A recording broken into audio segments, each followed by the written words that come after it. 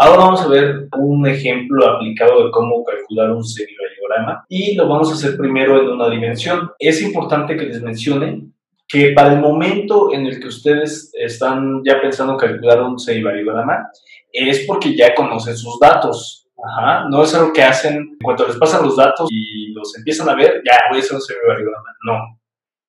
Antes de correr hay que trotar. Entonces, paso uno con mis datos es visualizar y entender mis datos.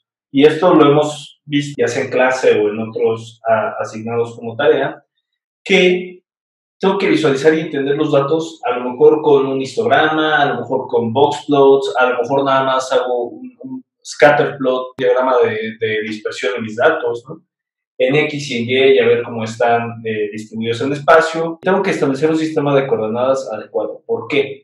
Porque, por ejemplo, si yo estoy ya trabajando en un código y tengo mis coordenadas X, Y y Z, pero mis coordenadas X y Y tengo asignados 16 dígitos para los enteros y 16 dígitos para los decimales, a la hora que yo esté haciendo cálculos de distancias, eso va a consumir muchísima memoria y a lo mejor yo no quiero gastar tanta memoria en eso, ¿no? Y me conviene ponerlos en un sistema de coordenadas más local. Incluso, digamos, si lo tengo en UTM y tengo, no sé, cifras en los tantos millones, a lo mejor eso me conviene más en términos de memoria. O ya si quiero hacer una simplificación más allá, pues también lo podría pasar a un sistema de coordenadas muchísimo más local, ¿no? Y asignar a los datos coordenadas relativas, que de todos modos me van a demostrar o me van a revelar la estructura espacial de los datos. Entonces, el paso 3 es considerar los outliers y transformaciones de datos. Esto es importante porque si yo tengo outliers, es importante que lo tenga en mente antes de meterme a ver la estructura espacial porque me puede generar efecto pepita. Y yo quiero saber si ese efecto pepita es real o es un poco producto de errores en las mediciones, ¿no? O a lo mejor a mí no me importan los valores extremos, depende del caso de estudio en el que estoy, me importan más como que las tendencias, un poquito de longitud de onda más larga, ¿no? Entonces, vamos a recordar un poquito nada más que estamos trabajando con datos en el espacio, entonces generalmente voy a tener coordenadas X, Y, Z. A lo mejor puedo tener coordenadas X, Y, Z1, Z2, Z3, pero eso ya es como que otro caso, ¿no? El caso más simple es X, Y, Z, o sea, coordenadas en el espacio y su valor. Y quiero conocer la estructura espacial, mi herramienta principal va a ser que es el semivariograma, ¿no?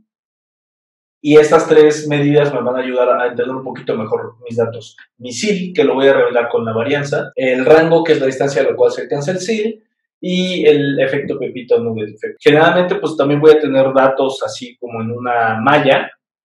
Por ejemplo, aquí tengo coordenadas relativas, y estas coordenadas 0, 0, pues ya para acá va a ser coordenada 1, 0, 2, 0, etcétera, ¿no? Bueno, dependiendo de cómo elija yo poner la X y la Y. A lo mejor en un programa, en un lenguaje de programación, pongo la X primero y luego la Y, o en otro pongo al revés, ¿no? Y entonces habíamos hablado que tengo yo esta formulación del variograma, ¿no? Recordemos que es del variograma y no del semivariograma porque tiene el 2. Y tengo este sistema de coordenadas con un vector que me va a llevar a la posición de un punto, ¿no? El vector se llama U, y luego tengo otro vector que se llama H, que me va a llevar a las coordenadas de otro punto, y pues obviamente necesito mi sistema de referencia del que estamos hablando, pero aquí es un caso muy bonito, ¿no? En un caso en el que tengo mis puntos distribuidos en esta malla, y pues ya, o sea, es como un arreglo muy bonito de mis datos para poder utilizar esta fórmula del valor esperado, ¿no? Y hablábamos de que yo tenía una función que me define el valor z en cada uno de estos puntos, ¿no? Entonces, si tengo una función, pues nada más necesitaría meterme en cada una de estas coordenadas para obtener mi valor. En la realidad, lo que sucede es que pues, yo no tengo una función, ¿no? Yo en realidad lo que tengo son puntos de muestreo. Por ejemplo, voy a campo y pues en el campo están acá estos nopales y están los magueyes, ¿no? Y de repente por aquí había una víbora de cascabel y por acá está pasando un río. Entonces yo voy a tener estos puntos de muestreo que pues no van a estar ahí junto al nopal y junto al maguey donde me estoy espinando, y por supuesto no voy a tener puntos de muestreo ahí alrededor de la zona donde me encontraba la víbora de cascabel. A lo mejor el río estaba fácil de cruzar de este lado, pero pues, de este lado no tanto, ¿no? Entonces voy a tener unos puntitos por acá. Y también puede ser que pues aquí está mi camioneta, ¿no? Con mi hielera y mis bebidas frías.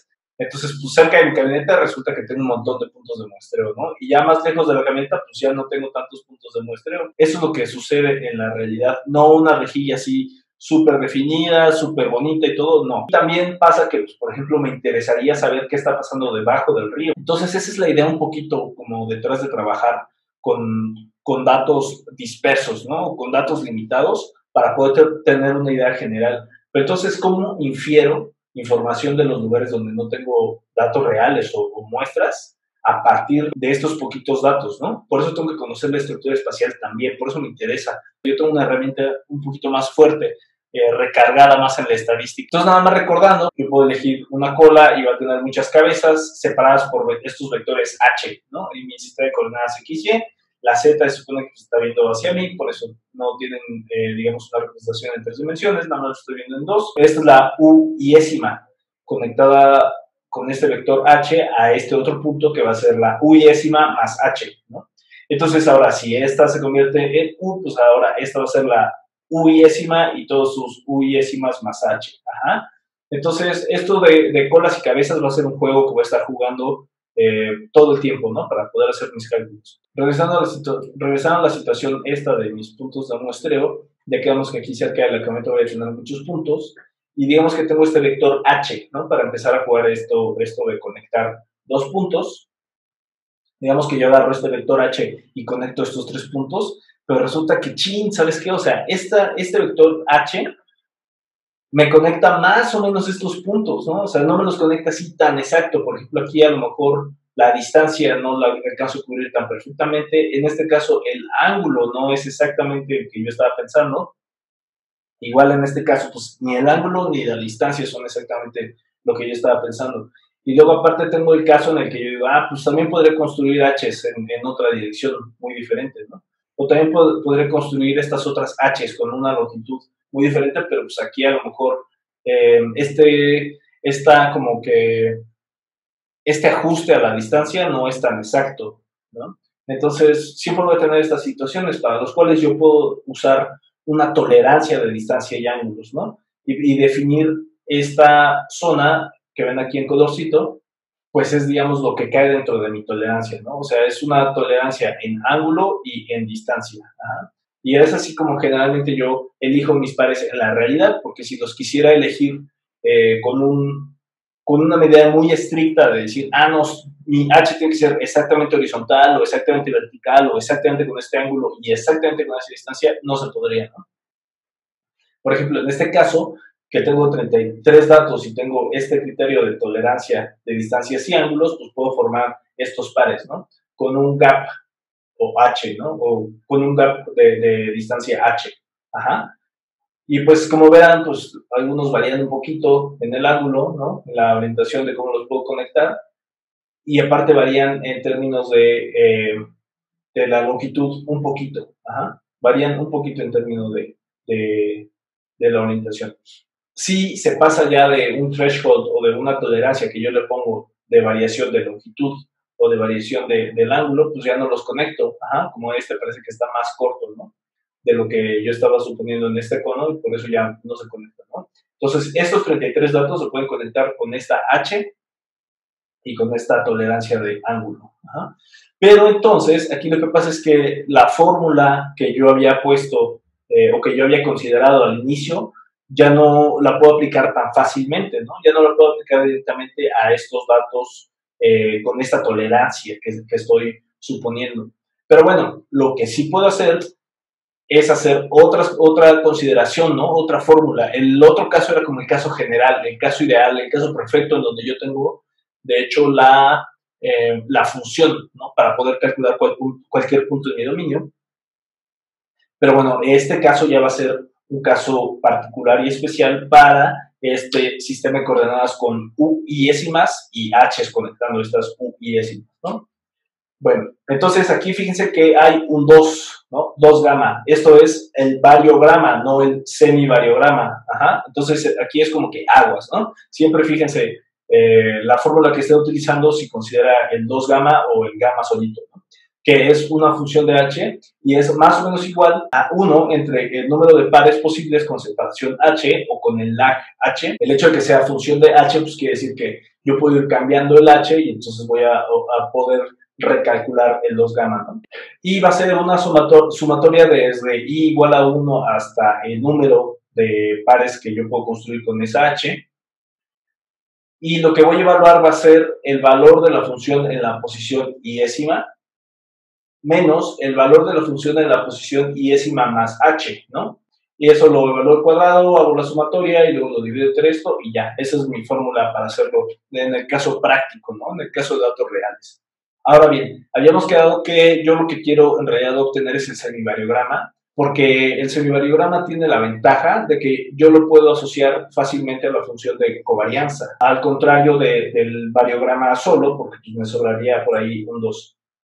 Ok, entonces ya, la forma del semivariograma, simplemente despejando este 2 y pasándolo para acá, que ya lo tenemos acá, es esta. Entonces esta es la fórmula con la que yo en realidad voy a estar trabajando, ¿sí? Esta la puse en grandota porque es la fórmula como general, ¿no? El caso general, pero en realidad la que se usa y la que es utilizada en el caso práctico es esta. Entonces, como esta es la que me va a importar, y si yo lo estuviera haciendo en mi cuaderno de apuntes, yo aquí le pondría así como que le pondría un rectangulito alrededor, ¿no? Porque si no, luego se va. Y ya me ha pasado que le puse un rectangulito, pero ching, otra vez ahí la ando buscando entre mis apuntes y ando yendo como loco en mi cuaderno y no me encuentro, ¿no?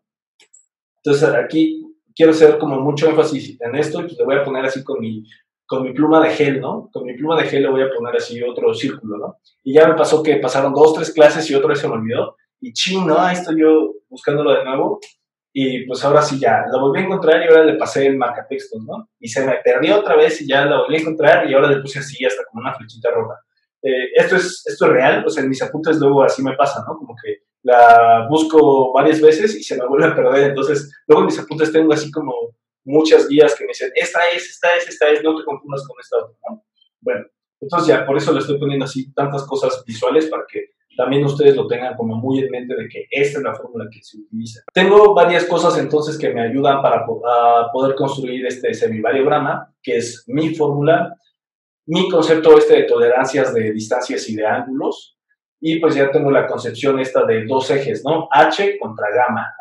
Entonces ya quedamos que esta función va en términos de h, de la longitud de mis vectores, ¿no? También puedo hacer la consideración de orientación de mis vectores, pero ahorita vamos a ver un poquito un ejemplo nada más en una dimensión para empezar a hacer unos cálculos.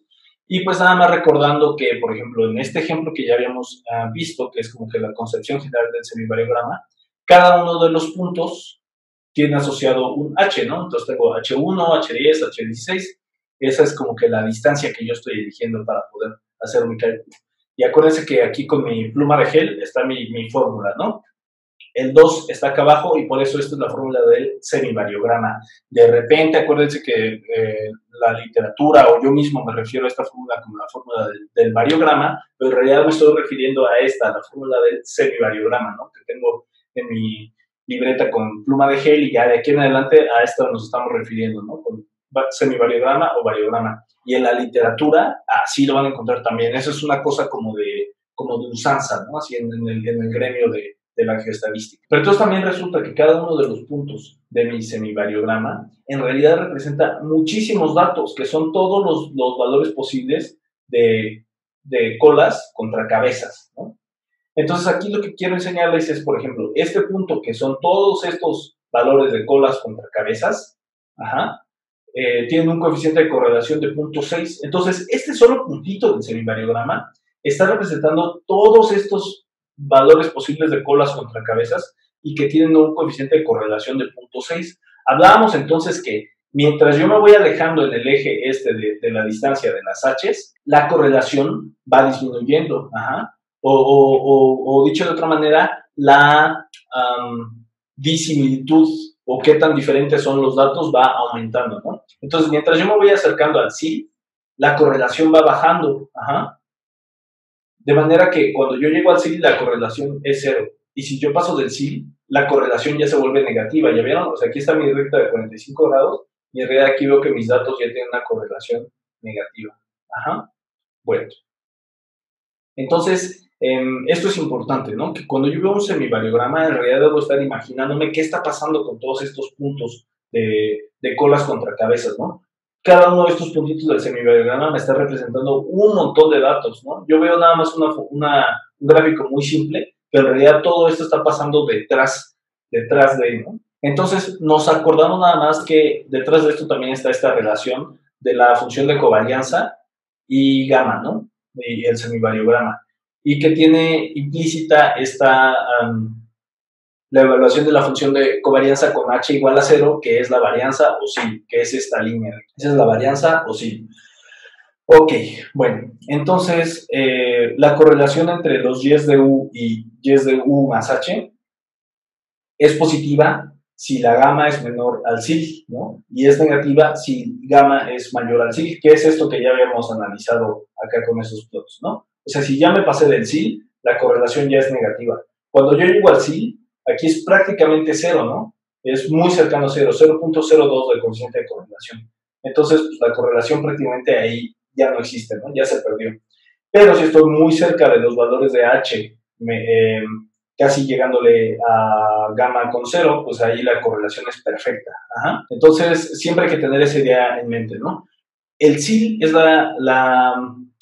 pues ya la medida de gamma a la cual la correlación es 0. Y entonces, recordando un poquito lo que ya habíamos visto antes, es que en este punto, aquí este va a ser mi rango, de hecho, ajá, y esta distancia que yo tengo acá entre, pues digamos que con H casi igual a 0, pues esto es el efecto nugget, ¿no? El nugget effect o el efecto pepita o el nugget, dicho así, a secas, ¿sale? Bueno, entonces ahora vamos a hacer este ejemplo en una dimensión. Yo puse aquí celdas, yo pude haber elegido también puntos, ¿no? Pude haber hecho nada más así como un punto medio de cada celda y asignarle valores, pero bueno, pues se entiende la idea, ¿no? Entonces es un ejemplo de una dimensión, esta celda vale 1, 2, 3, 4, 5, 6, etc. Entonces, vamos a ver, con este valor de h igual a 1, pues yo estoy formando estos pares, ¿no? De 1 a 2, de 2 a 3, de 3 a 4, etc. Entonces, estos son los pares que yo estoy formando de colas contra cabezas. Con h igual a 2, pues es un caso similar, puedo ir yo de 1 a 3, de 3 a 5, de 5 a 3 otra vez, de 3 a 1. Pero entonces, si se fijan, pues también puedo formar ya con este vector que es más largo, que vale ya el doble que puedo formar otros pares, ¿no? El par que va de 2 a 4, ¿no? El par que va de 4 a 4 otra vez, de 4 a 2, etcétera. Ya estoy formando más pares, ¿no? Es un caso más complejo que cuando nada más tengo este vectorcito con el cual me puedo mover un cuadrito o una celda, que donde ya puedo ir moviendo de 2 en 2. Sin embargo, también fíjense que en este último caso, donde está el 2, pues ya no puedo hacer este otro par porque pues aquí lo estoy conectando a nada, entonces de hecho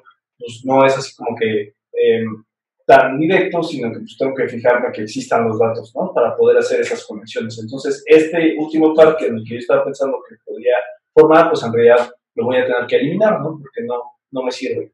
Un caso similar es con un H3 con ya vectorcitos más largos, donde ya puedo llegar más lejos, ¿no? Mis conexiones desde 1 a 4, ajá, 1 a 4, de 4 a 3, de 3 a no sé qué, ¿no? Aquí ya me pasó otra vez, entonces elimino esto y ya estos son los pares que en realidad me quedan, ¿no? Con este vectorcito H3. Ahora, fíjense también que no tengo el mismo número de conexiones, ¿no? Por esto que estábamos hablando de que se van reduciendo el número de conexiones. Yo pensaba, o sea, o yo puedo percibir a lo mejor que en hay más conexiones, pero en realidad no. Hay muchísimas más conexiones donde el H es más cortito y a partir de este dato, pues ya se van disminuyendo mis conexiones, ¿no? A pesar de que estas hacen como que más montón o más bulto, no sé, pues en realidad tengo más conexiones acá. Esto es algo que debo de tomar en cuenta y que es muy interesante porque en realidad yo no puedo hacer conexiones más largas que la mitad del dominio. Esto es importante porque a lo mejor llega el punto en el que yo digo, a lo mejor yo puedo conectar este vector con este de acá, con un vector h, ¿no? Esta celda de acá con esta de acá con un vector h, pero solamente voy a poder hacer una conexión con un h de esa longitud, ¿no? Entonces eso no tiene tanto chiste, pues ¿para qué voy a querer hacer una representación de eso si solo es una conexión? Entonces ahí ya no me sirve, a mí me sirve hasta la longitud de la mitad del dominio, ¿no? Entonces yo puedo hacer un H4 sin problema, todavía voy a tener algunas conexiones, pero cada vez voy teniendo menos, ajá. Entonces eso va a pasar siempre. Ustedes van a tener un dominio y la longitud máxima de H que se recomienda es la mitad del dominio, o sea, el semidominio, ¿no? En este caso, pues la longitud máxima de h pues, sería un vector que llegue desde 1 hasta 5 y ya, porque aquí está la mitad de mi dominio. Ajá. Eso es siempre. Si están en 2 dimensiones, también tienen que estar pensando siempre que la longitud máxima de h va a ser hasta la mitad del dominio. Así se calcula. Ajá. ¿Por qué? Porque si yo estoy empezando a comparar cálculos en el semivariograma que se hicieron con muchos datos contra cálculos en el semivariograma que se van a hacer nada más con un dato, como en este caso extremo de conectar 1 contra 1, ¿no? ¿Ah? Con un vector h así súper largo, pues entonces como que ya pierde chiste. Yo lo que quiero es representatividad estadística de mis datos. Y yo voy a tener representatividad estadística de mis datos nada más hasta la mitad del dominio. Ajá.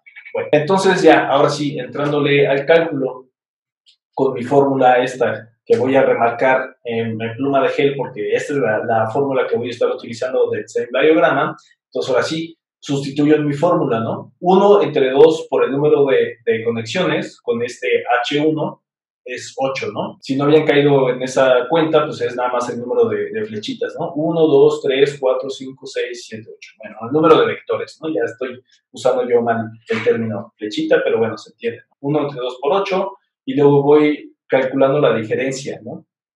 Entre las conexiones, ¿no? Esto es un 1 menos 2 al cuadrado, 2 menos 3 al cuadrado, ajá, que es este siguiente cola contra cabeza, luego 3 menos 4 al cuadrado, ajá, este cola contra cabeza, etcétera, etcétera, y yo voy haciendo ahí mi sumita hasta que yo obtengo este valor que es mi primer punto en el semivariograma. Ajá. Bueno, ahora vamos a el caso con H2. Estas son las conexiones que ya quedamos que yo podía formar con este H2. El número de conexiones posibles es 7 y yo lo sustituyo, ¿no? Gamma de H2 es igual a 1 entre 2 veces el número de conexiones, ajá, que es esto que yo calculé acá, o sea, el número de vectores que puedo obtener, y entonces ya es sacar la diferencia de z de u menos z de u más h. Ajá, entonces, z de u es 1, luego z de u más h es 3, en el siguiente caso es 2 con 4, luego es 3 con 5, luego es 4 con 4, 5 con 3, etcétera, ¿no? Otra vez voy a ponerle con mi plumita de gel a la fórmula para que la tengamos muy en mente siempre. Y ya, ¿no? Entonces ya tenía yo un punto, ahora ya tengo 2 puntos calculados en el semivariograma. Ajá. Recordando entonces otra vez que cada uno de los puntos del semivariograma en realidad me está representando un montón de información de esto de colas con cabezas. El caso con 3, con H3, es estos pares, el número de pares es 6, y pues ya ustedes lo hacen ahí a mano en su cuaderno, o bueno, o en la computadora, o como sea, pero el valor que sale es 3.17, ¿no? Con este H3. Otra vez utilizando esta fórmula y otra vez recalcando con mi pluma de gel, ¿no? Que esta es la que voy a utilizar, la fórmula del semivariograma. Okay. Entonces ya tengo 1, 2, 3, 4 puntos y ya está. Ya quedó mi semivariograma para este caso y este ejemplo en una dimensión.